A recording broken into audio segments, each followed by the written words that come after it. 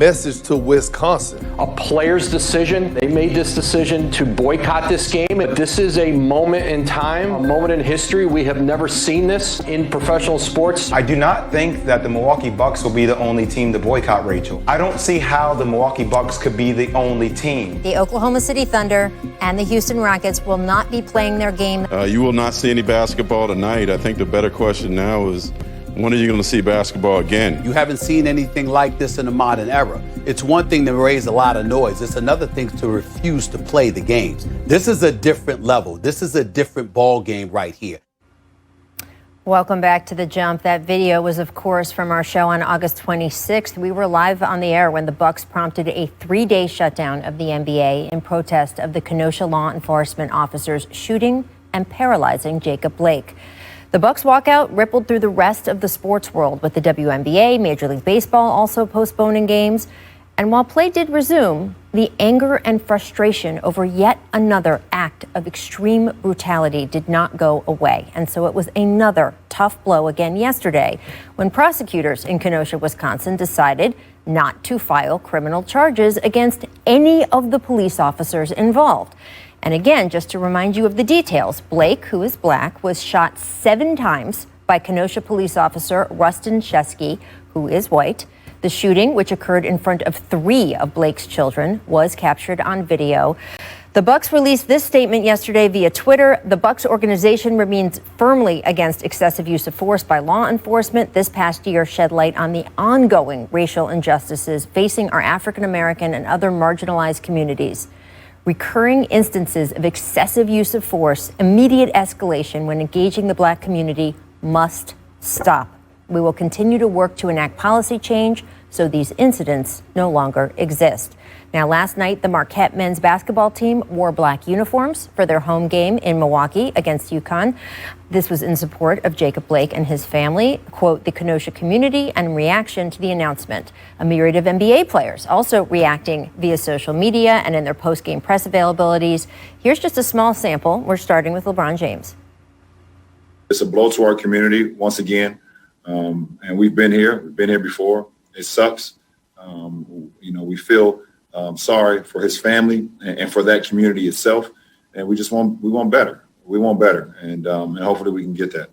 It's sad that it's become a thing, where it's like you don't really expect any justice out of these things. Cause it's like, man, you're as an African-American male, it's just one of those things where you're scared, and it doesn't matter who the hell you are. It doesn't matter if, the most famous person in the world or, whatever. Like, at the end of the day, your job is your job. I play basketball, but I'm an African-American male, and I have African-American women in my life and so on. And it's just disheartening, man. It's upsetting as a Wisconsinite. It's upsetting as a human being, that and justice is injustice. And it's tough. I want to welcome in our ESPN NBA reporter, Eric Woodyard. Eric, welcome back to the show. You, of course, cover the Bucks for us and the Midwest region. And I just wanted to start with what the people inside the Bucks organization are saying in response to this news that no charges are going to be pursued against the officers. Rick Lopez, we spoke to him this morning, and I asked him at shoot-around before the Pistons games. He described it as a feeling of helplessness. I mean, guys, they boycotted games. And guys did a lot, put a lot of energy and time into this to get this type of result. So they didn't feel like everything went in vain, but guys do feel a sense of helplessness. Also speaking to the front office, John Horst today, and, he was saying the same thing is, guys really just are not necessarily in shock, but guys are just feeling that a gut in their, like the punch in the gut in their stomach more so than anything. But they're going to continue to fight.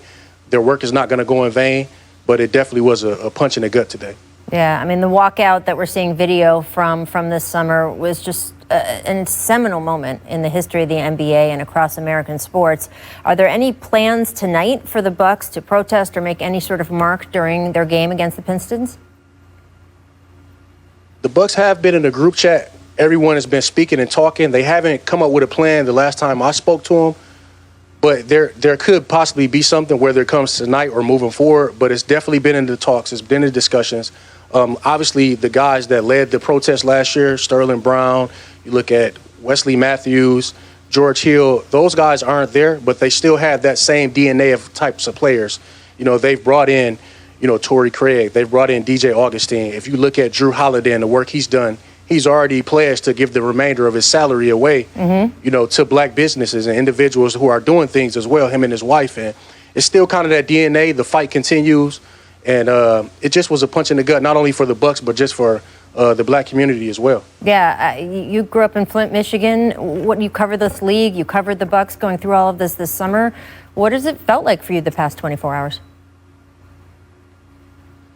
Unfortunately, it's almost kind of become routine in a sense. It's bad that it sounds that way, but that's just the reality. I mean, in my hometown, we've dealt with the water crisis. It's still somewhat being sorted out. We just got a settlement. You look at this situation. You look at George Floyd. You look at Breonna Taylor. It's been situation after situation. Honestly, I would be shocked if something were to happen, if someone were to be charged, if somebody were to do time in prison for constantly using excessive force. So obviously, I'm not that shocked, and it's bad that it's that way in America. Absolutely. I want to bring Kendrick and Jackie back into this conversation. And Perk, you were with us the day the Bucks decided not to play in that playoff game on August 26th. What was your reaction when this came across yesterday afternoon? You know, I was upset and I was disappointed. You look at Jacob Blake, his life has changed forever. This man is paralyzed, and then I think about his children. That's going to be inside. That's going to be in their memory for the rest of their lives. And Rachel, you know, I'm not a prosecutor. I'm not a lawyer. I don't know too much about the system, but I do know right from wrong, and I do know what happened to him wasn't right. And for the police officers to get off with not any charges. I mean, not a misdemeanor, not nothing.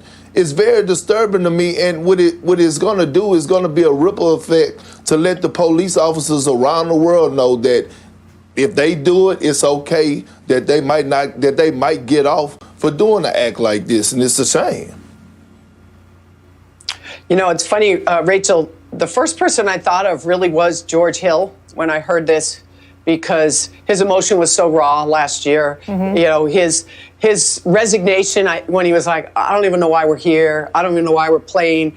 I thought that encapsulated about the feelings of probably many, many players throughout the league. And of course, George is in Oklahoma City now. I'm sure that doesn't change his feelings about what happened in Kenosha and the results of this. I also thought the timing of this, and maybe it's because I'm a conspiracy theorist to some degree, I thought it was very interesting that no charges were announced just as the Georgia Senator runoffs were getting into full swing, and the nation's attention was on those very important Senate races that were born from, in some regards, as we're going to talk about in a minute, from the WNBA and other players. So I thought that timing, I didn't like that. You know, I felt it was a way for them to sort of get that news off and on to the next. And I don't know if that was purposeful, but it crossed my mind. This has to stop. I mean, there's no other way to say this. This has to stop in this country. I grew up in the Washington, D.C. area. All you have to do is look at what's going on your television in my hometown today to understand the double standard in which we treat different people in this country depending on, quote, use of force or protesting or going for something violent. Any of that, it has to stop. And the way the NBA has supported that and stood for that, I don't think it's going to change even with this decision in Kenosha. I do want to get to what you're alluding to, Jackie, with the Atlanta Dream. Kelly Loeffler, one of the co-owners, of course, lost her U.S. Senate runoff race in Georgia to Raphael Warnock, a Democratic candidate who was strongly endorsed by all of the WNBA players, including Loeffler's own team. The special election called early Wednesday by ABC News and the Associated Press. Democrat John Ossoff currently also ahead of Republican David Perdue, but that race still being called too close to call. Now, in reaction to last night's Georgia Senate runoffs, LeBron tweeted, "Think I'm going to put together an ownership group for the Dream. Who's in? Black votes matter." Jackie, talk a little bit about the impact the WNBA made in Georgia, especially in the race involving Kelly Loeffler. Well, first of all, it's a conflict of interest to me to be in business with LeBron James, but otherwise, I would raise my hand. I'd be interested as a minority owner. But I think the thing that I loved most about the way the Dream team, the Atlanta Dream, handled this whole incident was, of course, this was very emotional. They had very strong feelings against their owner. when we make things emotional, sometimes we don't get our message across. Cooler